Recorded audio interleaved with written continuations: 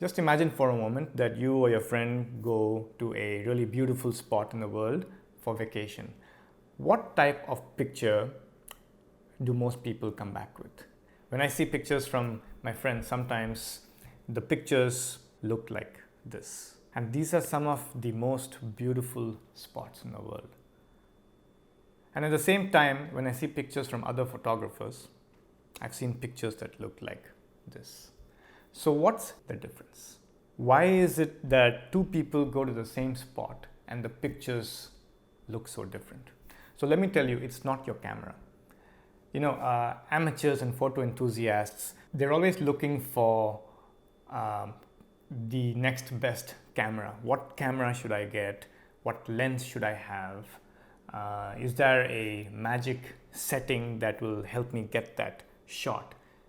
Should I get Nikon or Canon or Sony?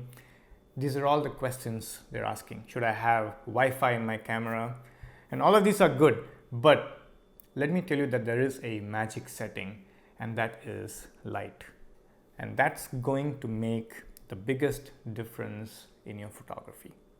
When you go out on a vacation, you're in a nice hotel, you sleep in, you go have a nice hot breakfast, and then by the time you come back to your room, it's like 9 a.m. You put out a plan for the day, and then by the time you get out of your room to go sightsee, it's like 11 a.m. or midday almost. And that's the problem. By that time, the sun has gone up so high in the sky that it's too bright. The light is too harsh at that time. And the problem is that as photography beginners, we sometimes think that the more light there is, the better it is for photography. And that's not entirely true. The sun during midday is really harsh. The light produces very bright highlights and very dark shadows, and that's not very favorable for photography. So that's the problem. People are going out at the wrong time, and they think that they can get a nice shot just by having the right equipment or by learning some new camera setting or something. And they completely ignore the value of light. So what is golden hour? Golden hour is the time that's around sunrise and sunset, plus or minus an hour.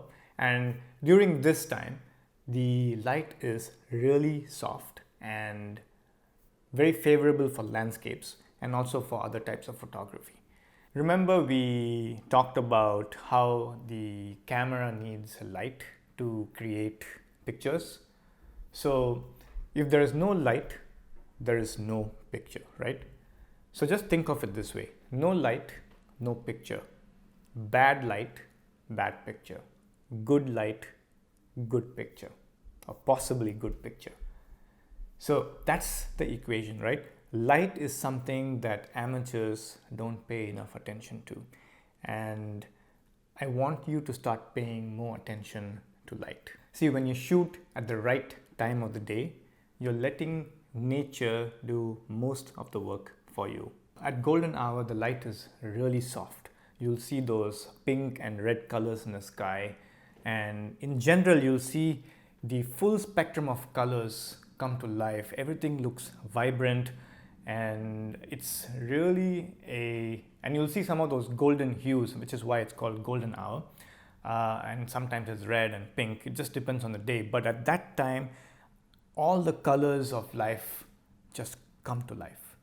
Nature looks her best at golden hour.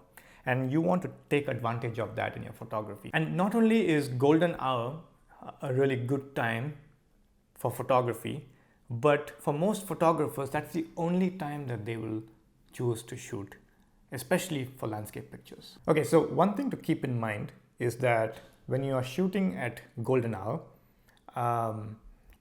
the light's really nice, and that's great, but the quantity of light is not it's not a lot, because the lights are very dim, and because of that, the camera will dial in a longer shutter speed.